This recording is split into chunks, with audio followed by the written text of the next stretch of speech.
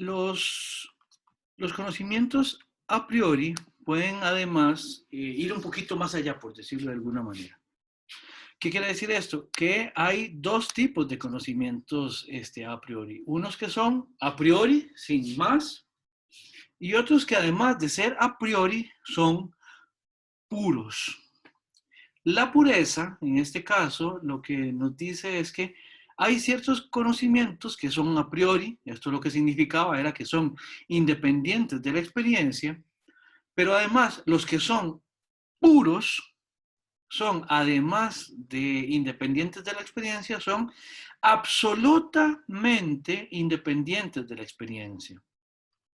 Como les decía, cuando yo puedo saber con certeza que la nieve siempre es fría, ese es una afirmación que es a priori, pero no es pura.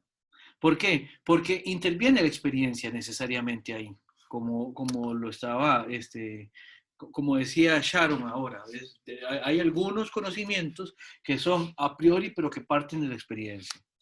Hay otros que son a priori, pero que no hay manera de experimentarlos, de tenerlos en una experiencia, cualquiera que ésta sea. Y el ejemplo que hemos dado es el ejemplo de los conocimientos matemáticos. Las reglas de la lógica también son completamente puras y a priori, o a priori y puras, ¿verdad?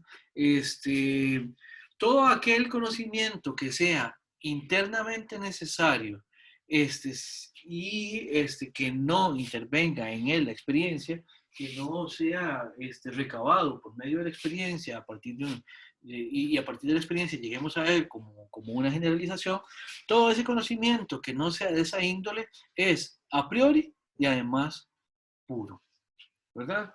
Entonces, Kant lo que nos dice es que efectivamente vamos a conocer ciertos conceptos que son puros.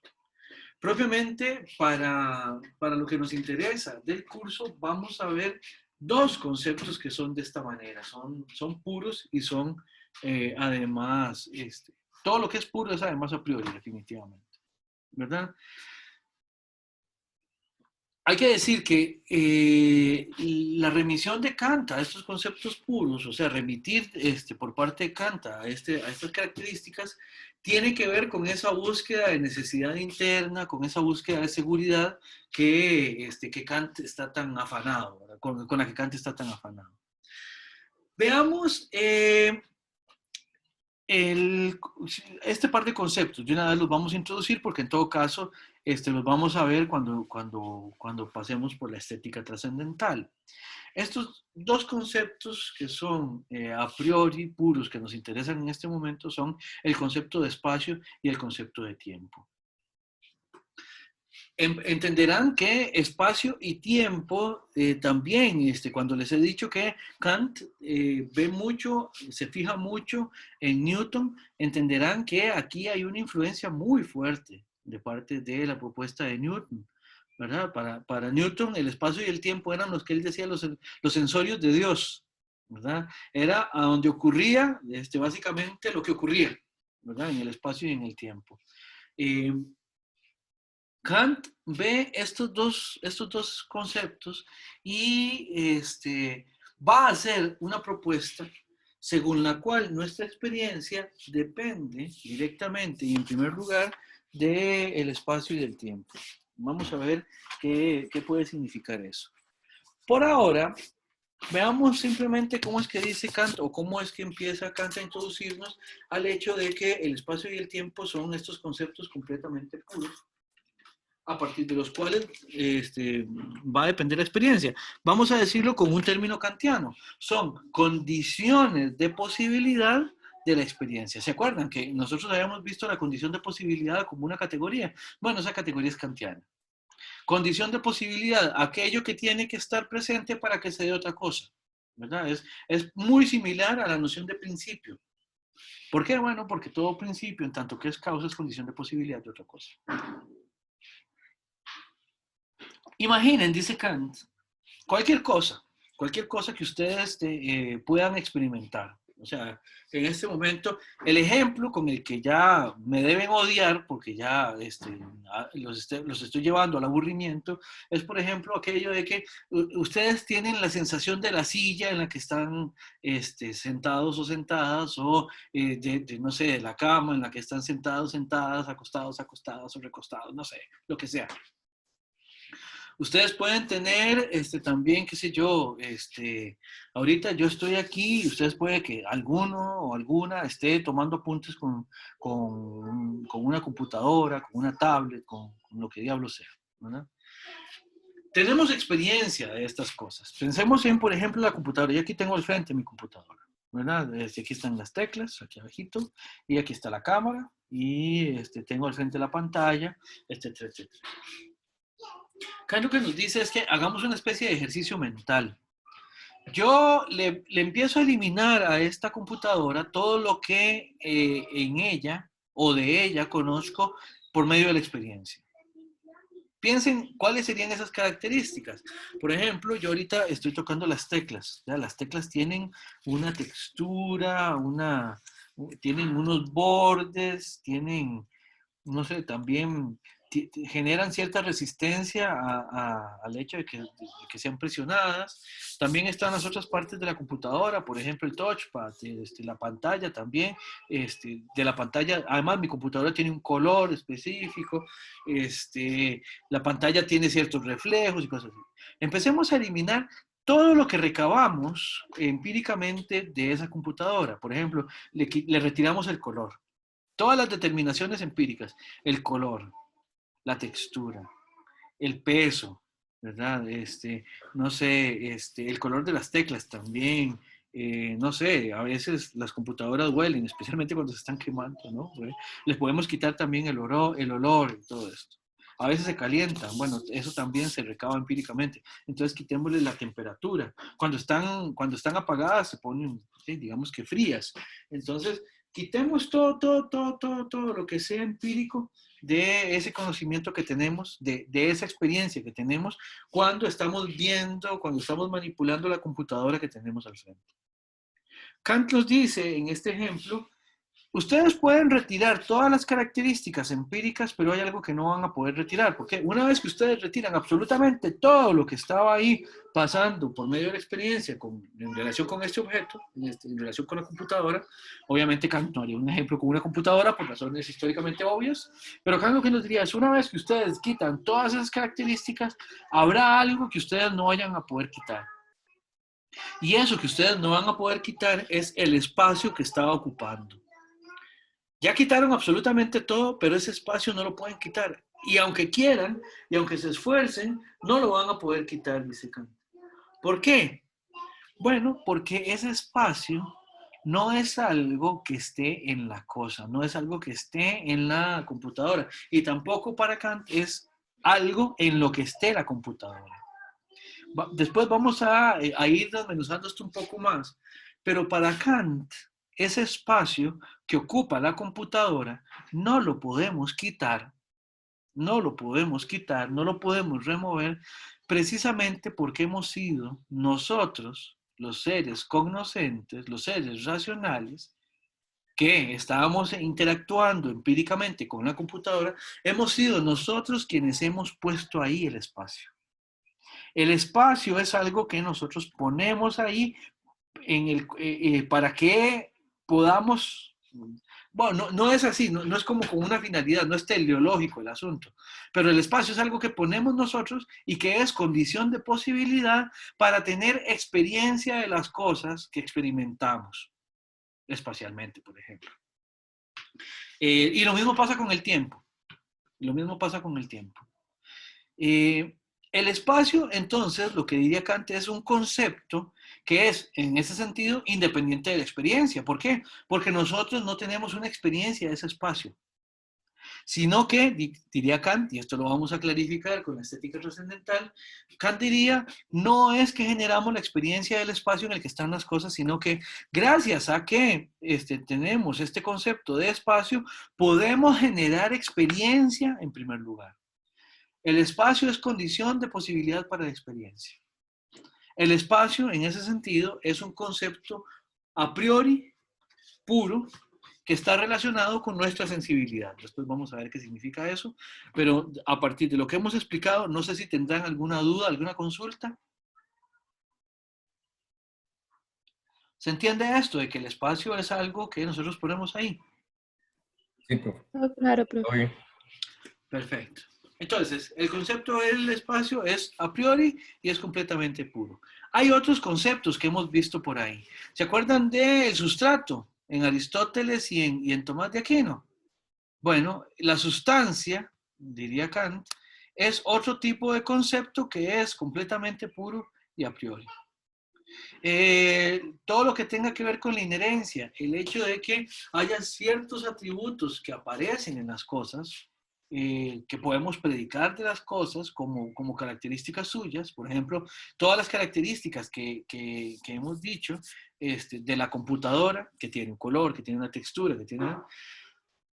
Todo eso se da gracias a que la computadora es una sustancia, o sea, algo que permanece ahí, y que soporta esos atributos que le son inherentes, o sea, los inhiere, ¿verdad? Los tiene ahí y los presenta.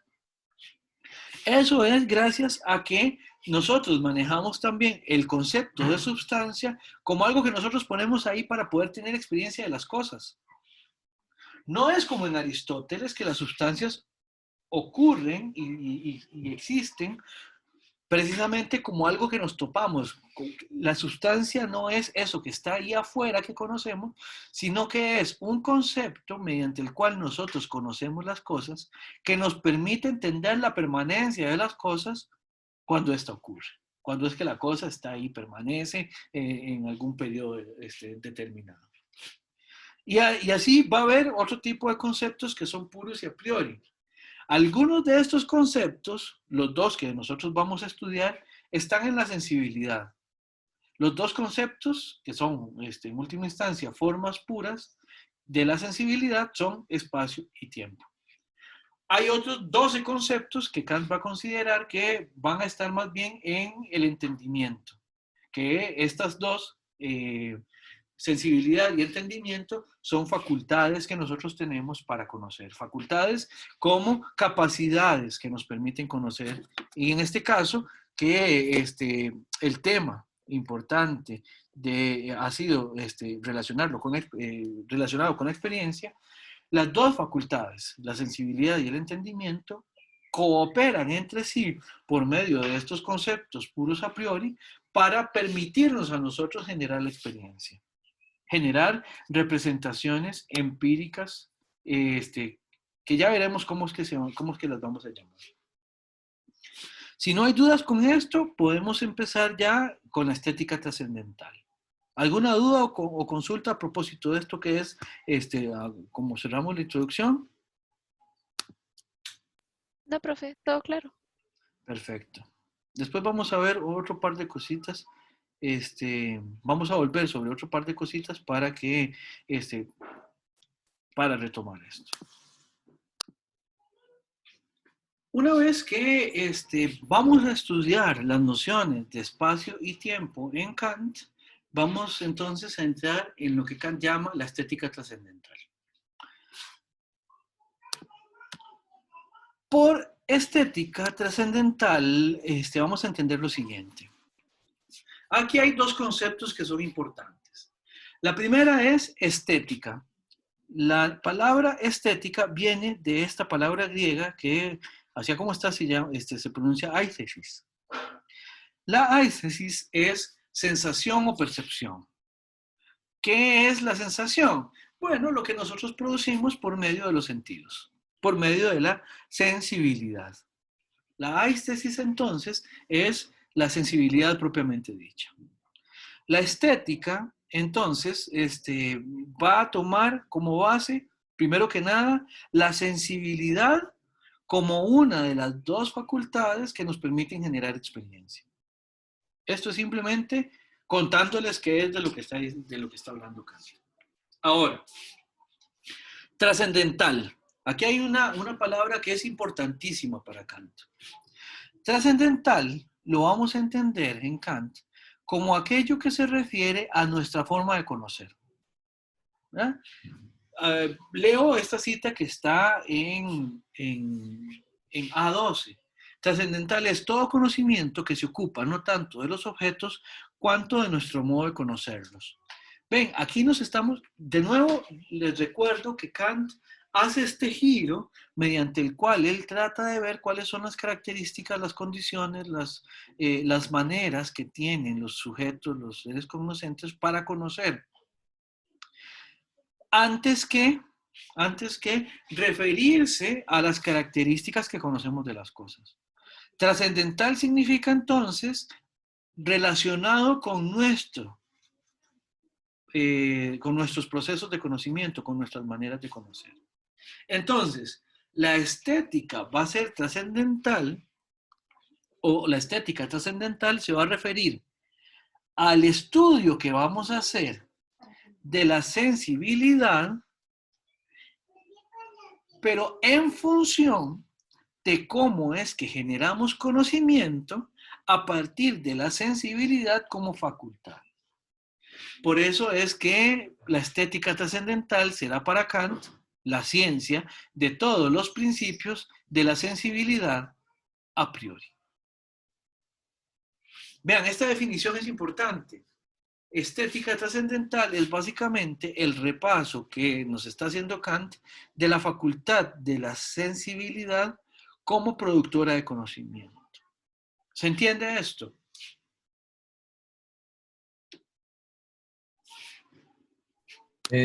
¿Podría repetirlo un toque? La definición nada más, por favor. Bueno, sí, la estética trascendental es hacer, o mejor dicho, la exposición que hace Kant en la estética trascendental, la explicación que hace Kant en la estética trascendental es decirnos cómo es que opera la sensibilidad, cómo es que nosotros generamos por medio de la sensibilidad representaciones que nos permiten tener conocimiento de las cosas, pero ocupándonos precisamente de cómo es que la sensibilidad sirve para generar conocimiento. En este caso va a ser este conocimiento sensible. A partir de principios que están en ella a priori. O sea, parte de principios que no son que no forman parte de la experiencia, o sea, su punto de partida son principios que no están en la experiencia, sino que la hacen posible. De nuevo, la retomo por una vez más. La estética trascendental, entonces, es la presentación de la sensibilidad en función de cómo es que ella nos permite conocer. Mejor. Claro, gracias, profe. Con gusto, con gusto. Veamos este esquemita. Este esquemita lo he usado también en el curso de Kant que estoy dando, precisamente el curso de la crítica de la razón pura. Para Kant, los sujetos de conocimiento se van a caracterizar por tener una estructura de conocimiento que va a estar dividida en tres facultades. Las tres facultades son estas que están aquí: la sensibilidad, el entendimiento y la razón. Aquí tenemos una marcada diferencia entre lo que hacen la sensibilidad y el entendimiento y lo que hace la razón. Ahora, en Kant tenemos que entender razón de dos maneras, y esto a veces es problemático, pero simplemente es cuestión de tener cuidado en relación con cuándo estamos hablando de una manera de entender razón y cuándo estamos hablando de otra. La razón, aquí la estamos viendo como una de las tres facultades de conocimiento. Pero además, la sensibilidad, el entendimiento y la razón son facultades que están en nuestro aparato cognitivo, por decirlo de alguna manera, con nuestra herramienta de conocimiento. El problema es que esa herramienta de conocimiento en Kant también se llama razón, así igual que esta tercera facultad. Entonces, la razón va a ser en Kant tanto el aparato de conocimiento completo, que incluye las tres facultades, como la tercera facultad. ¿Eso es que haya cierta ambigüedad? Efectivamente. Pero bueno, se le fue. O no sé si fue que se le fue, al rato se dio cuenta y la verdad es que no le importó, simplemente lo dejó así, ¿verdad? En todo caso, es simplemente para que tengamos esa salvedad. Y además, nosotros nos vamos a ocupar de cosas que tienen que ver mucho con la sensibilidad y un poquito con el entendimiento, pero la razón no la vamos a ver en el curso. Ahora, facultad en Kant, bueno, y generalmente en cualquier propuesta que recurra a facultades, tiene que ver con capacidades que tienen, en este caso, como son facultades epistemológicas, son capacidades para conocer. Facultad y capacidad en este sentido son sinónimos, ¿verdad? Una facultad es, en general, una estructura que me capacita para algo, que me hace posible algo. Cada una de las facultades, entonces, es condición de posibilidad de algo. Y vean qué bonito este esquemita. Bueno, bonito, digo yo. A mí me gusta cómo me quedó, entonces yo les digo que está bonito. El punto es este. En la tradición epistemológica nosotros siempre hemos tratado de resolver cómo es que el sujeto y el objeto operan en esa relación de conocimiento. ¿Cómo es que tenemos este esquema? Bueno, tenemos sujetos o sujetas que se enfrentan a objetos. Ustedes lo pueden ver con Aristóteles, por ejemplo. ¿Ya? Tenemos a la gente que conoce y las cosas que conocen. ¿Cómo las conocen? A partir de que determinan cuál es su forma y su materia, cómo es que aparecen compuestas por medio de una actualización que le hace la forma a la materia. ¿Y el sujeto qué es lo que hace? Simplemente recibe esa información, la procesa y entonces está al tanto de qué es lo que está pasando en el objeto. Ven, hay una relación entre sujeto y objeto. Estas relaciones pueden ser explicadas de maneras distintas en diferentes propuestas, ¿verdad? En el caso de Kant, vamos a ver que la pretensión de Kant es, primero, centrarse en esta parte del esquema, en el sujeto, como el que condiciona, como el que está a la base, en el fundamento, como condición de posibilidad de todo el proceso, ¿verdad? Y el objeto vamos a entenderlo como aquello con lo que se queda el sujeto una vez que conoce. Vamos a ver qué significa esto. Vean, tenemos las cosas. Por ejemplo, con Aristóteles nosotros podríamos decir que una silla, como un compuesto de materia y forma, o sea, como algo de lo que tenemos, una representación empírica, una silla es una cosa que se nos aparece y que nosotros nosotros conocemos cuando sabemos adecuadamente cuál es su forma, cuál es su materia, la podemos entender como una sustancia primera, de la cual podemos predicar o bien especies y géneros o bien características específicas, ¿verdad?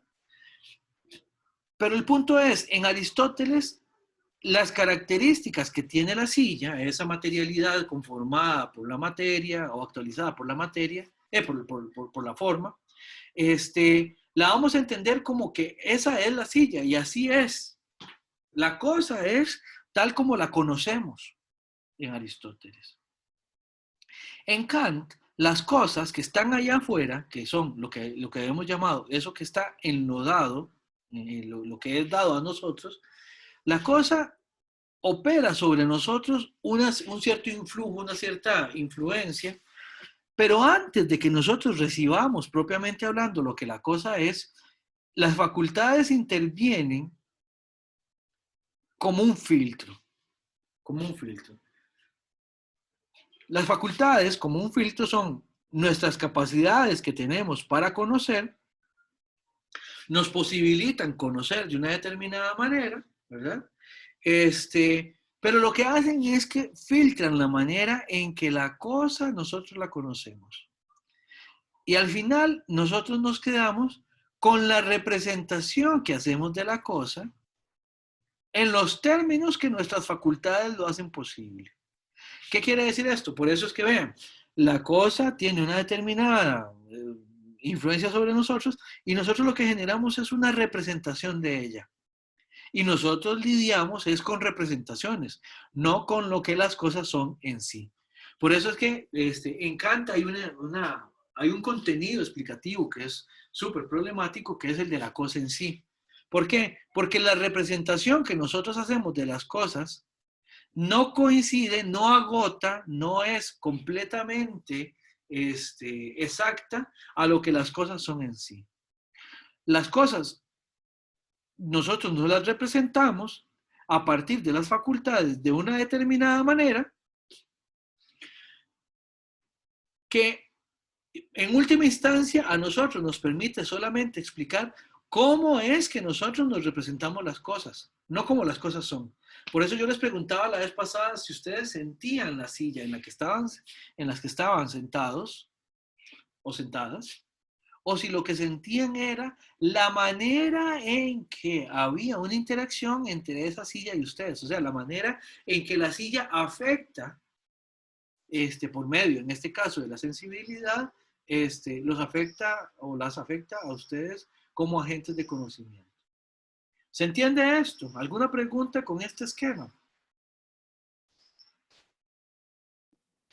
Todo claro, Profe, profe. entonces, las facultades sirven como un tipo de filtro, ¿no? Esa es la idea, es una manera de pensarlo. Otra metáfora que es bastante útil, claridad intuitiva, dice Kant, es la siguiente. Podemos decir que las facultades son como una pantalla, o como unas gafas. Si yo, vamos a ver, si yo anduviera en este momento unas gafas rojas, ¿verdad? De unos vidrios rojos al frente de mis ojos, muy probablemente los colores de esta, eh, de esta lámina cambiarían un poco, ¿verdad? ¿Por qué? Porque si en mis ojos o enfrente de mis ojos yo tengo un filtro, por ejemplo, rojo, muy probablemente este amarillo lo empiece a ver un poco más anaranjado, este anaranjado también lo empiece a ver un poco más rojizo, digamos, un poco distinto a como realmente, o como lo estaría viendo sin ese filtro, ¿verdad?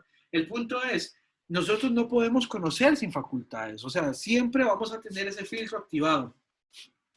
Y para Kant, lo importante es entonces, para poder decir que conocemos lo que nos rodea, tenemos también que entender cómo es que operan estos filtros, cómo es que operan estas facultades. ¿Se entiende? Profe, eso me hace recordar a una prima que tenía varias enfermedades de la vista Sí, que hacía que necesitara muchísimo, pero muchísimo, muchísimo aumento. sí, Y ella usaba lentes, pero digamos, los lentes nunca iban a hacer que ella viera cómo la gente normalmente que tiene vista 20/20 puede ver, ¿verdad? sí, Entonces recuerdo que le hicieron una operación para que por lo menos quedara con un aumento de 1 punto algo y no de 13, que era lo que tenía.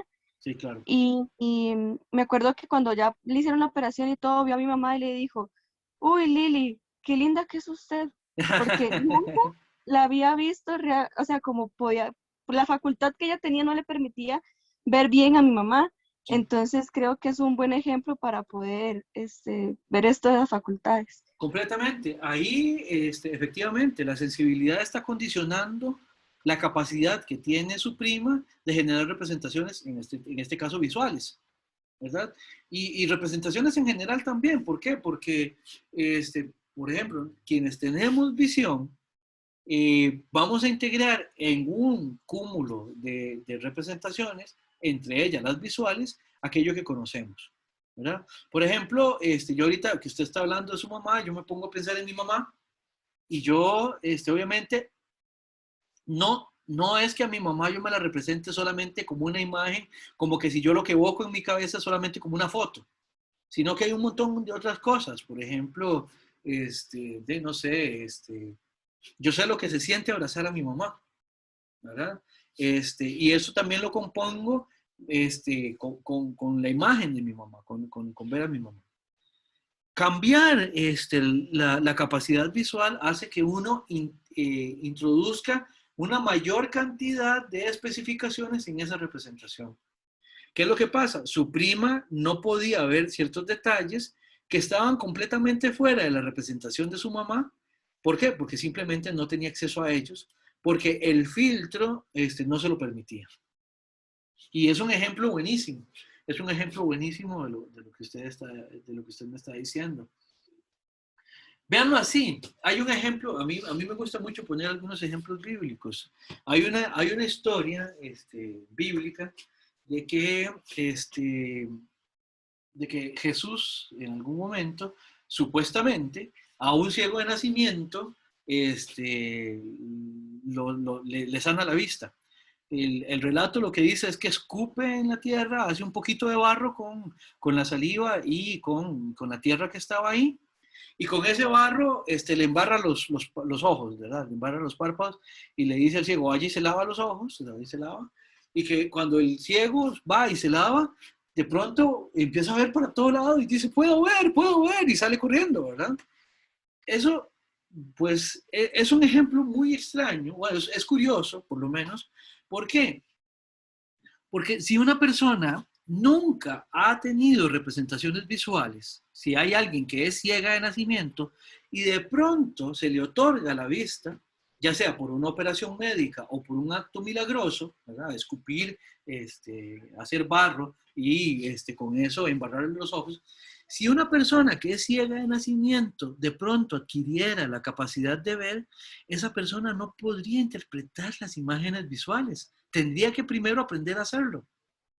Porque así es como operan los filtros, en este caso el filtro de la visión. De pronto esa persona que conoce a su mamá desde siempre, no sabe cómo su mamá se ve.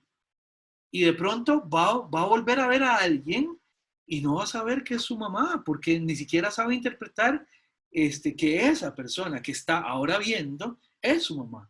La va a escuchar y va a decir, ay, esta es mi mamá. ¿Verdad? ¿Por qué? Porque la representación visual también tiene que aprender a manipularse. Eso es lo que decimos que, por eso es que las facultades operan como filtros. Uno aprende, por medio de la experiencia y por medio de usarlas, a conocer por medio de ellas. ¿Ya? En el ejemplo del ciego de nacimiento sanado por Jesús, pues es muy extraño que un ciego de nacimiento pueda simplemente salir corriendo y decir, ahora puedo ver, y que pueda reconocer el camino y que pueda reconocer las piedras. Eso no podría pasar. Bueno, claro, ya de por sí el pasaje lo que está narrando es un milagro, digamos. Si el milagro es que recupera la vista, pues pidámosle un poquito más al milagro de que además parte de lo milagroso es que esta persona pueda interpretar sus imágenes visuales. Pero nuestras facultades de conocimiento operan de manera tal que nosotros tenemos que aprender también a recibir esa imagen. Por eso es que nosotros no lidiamos con la cosa como tal, diría Kant, sino que lidiamos con lo que podemos representar de la cosa. Pero la representación también tenemos que saber ubicarla y saber manipularla y saber de alguna manera administrarla dentro del conocimiento. ¿Se entiende? Esto de las facultades como posibilitadoras, como filtros, es crucial para lo que viene. No sé si tendrán alguna pregunta, algún comentario. Si no, entonces aquí terminaría la clase de hoy.